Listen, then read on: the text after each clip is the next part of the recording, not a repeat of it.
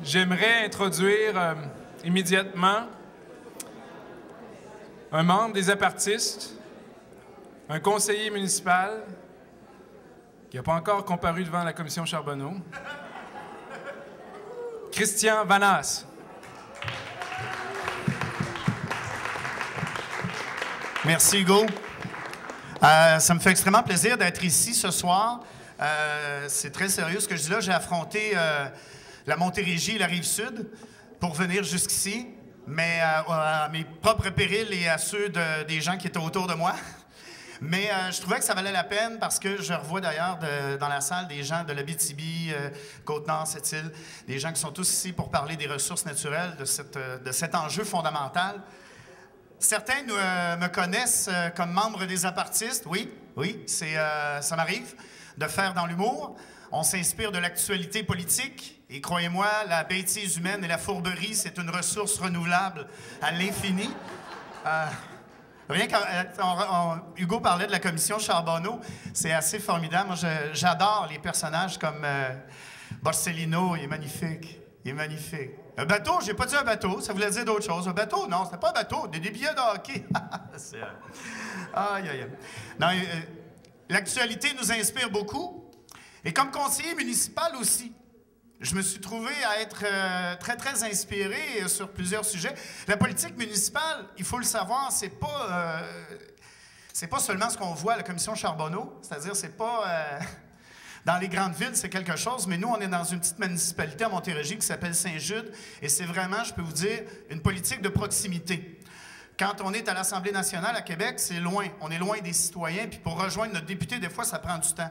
Mais en campagne, rejoindre un conseiller municipal, c'est pas trop long. Tu arrêtes le tracteur en face de chez eux, puis tu débarques.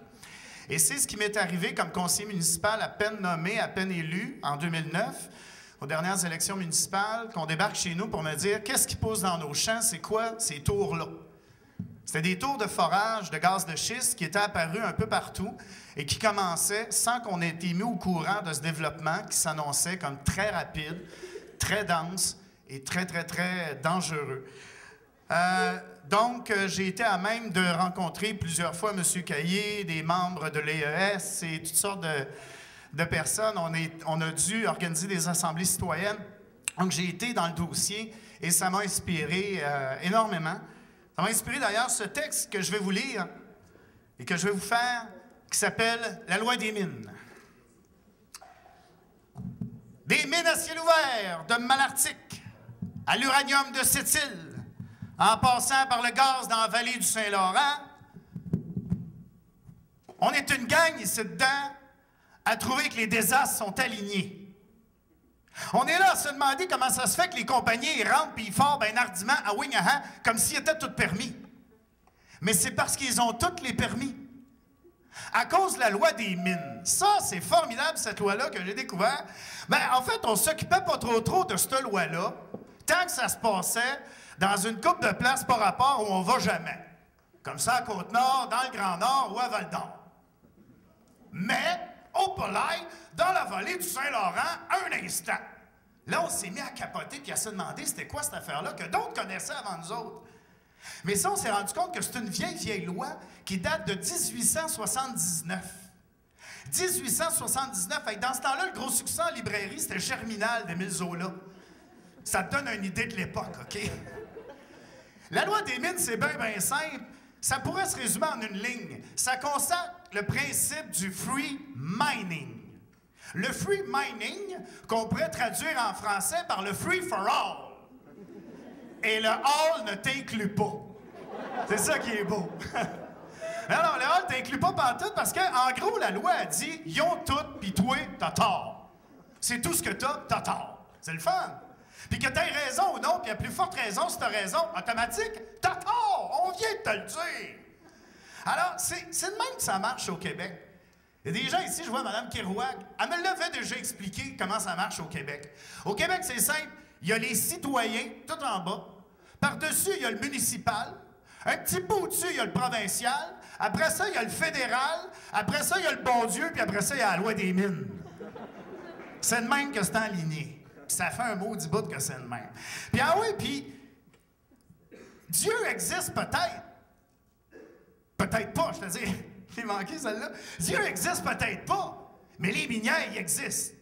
Certains qui existent. Puis si Dieu existait, ben les minières pourraient claimer le paradis puis exproprier le bonhomme. Ah oui, puis je gênerais pas pantoute. Ça, c'est facile, un claim. Ça, c'est le fun. C'est une autre affaire qu'on a découvert, un claim. Ça, c'est cool, un claim. Je savais pas ce que c'était un claim. C'est bien, bien drôle. Un claim, là, c'est attribué de la façon suivante. Premier arrivé, premier servi. Et ce, indépendamment du fait que toi, tu étais là avant. Non, ça, c'est pas grave. T'as tort. On vient de te le dire. C'est que c'est correct. Puis ça se fait par Internet. C'est super facile. Ça s'appelle le click and claim. Oui. Sur le ministère des Ressources naturelles, c'est marqué click and claim, click and claim, click and claim, click, click, click, click, claim. Tu fais ça de ton bureau avec une technologie du 21e siècle, mais au prix du 19e siècle. C'est beau, oui, oui. C'est fou. 10 cents l'hectare que ça coûte. 10 cents l'hectare pour claimer une place. C'est le fun en maudit. Les îles de la Madeleine ont été claimées pour 1700 $. C'est moins que le prix du billet aller-retour. Man, à mes dernières vacances, j'aurais dû claimer ça, moi. Super. Ah, mais faut dire que là, c'est trop tard parce qu'à peu près tout le Québec est claimé. Même la place ici à soir est claimée. Tout le Québec est claimé. Partout où tu restes, c'est claimé. Sauf peut-être quelques rares endroits comme Westmount, Baie-d'Urfé, North Atlee, Kanesatake. Sinon, ils vont pas là, man. Alors, eux autres, ils se défendent. Mais pour toi, les autres, par exemple, pour toi, les autres, si on trouve de quoi dans ton sous-sol, ça sera pas long de tu vas avoir une pépine dans ta piscine.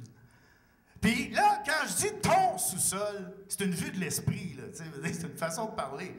Ton sous-sol. Non, c'est ton sous-sol. Quand il faut payer les taxes foncières, les taxes municipales, les égouts, l'aqueduc et la fosse septique, ça, c'est à toi. C'est ta responsabilité. Puis il faut que tu nettoies tout ce qu'il y a en dessous de chez vous, puis que tu enlèves toute la marde qu'il y aurait dans terre là, à tes frais, que tu sortes ça pour sauver la nappe phréatique. Oui, oui, oui. Important. Tant que ce qu'il y a dans le sol, c'est de la marde qui vaut rien, est à toi. Tout à toi. Mais si c'est de la marde qui vaut de l'or, tosse-toi, man! Tosse-toi, ben donc c'est la loi des mines qui va te tasser. Ah, puis ils niaisent pas avec ça, ils le font certains, hein? Ah ouais. Tasse-toi, ben donc ils vont te tasser. À Malartic, la minière Ossisco expropriait le monde pendant les audiences du BAP. Comme on dit, qui va au BAP perd sa place. Ah ouais, on peut dire...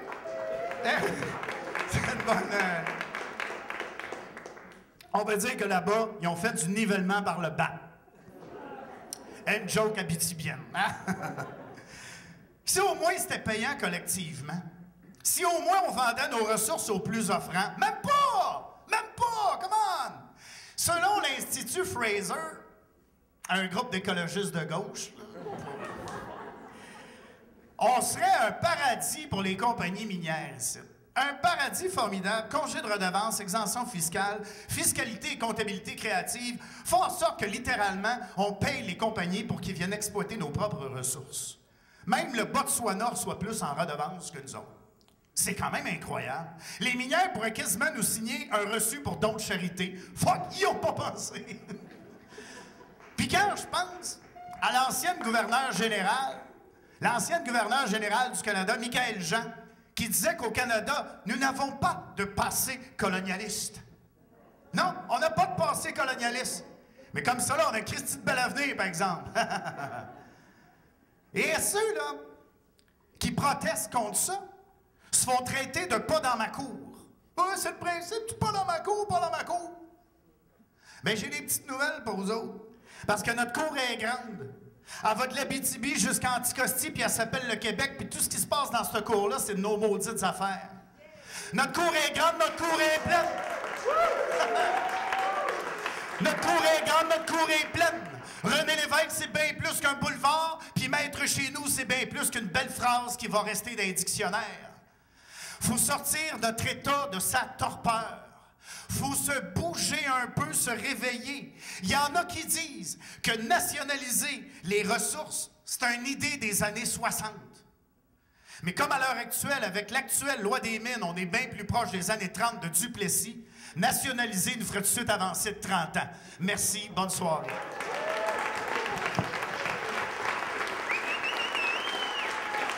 Merci, continuez votre excellent travail.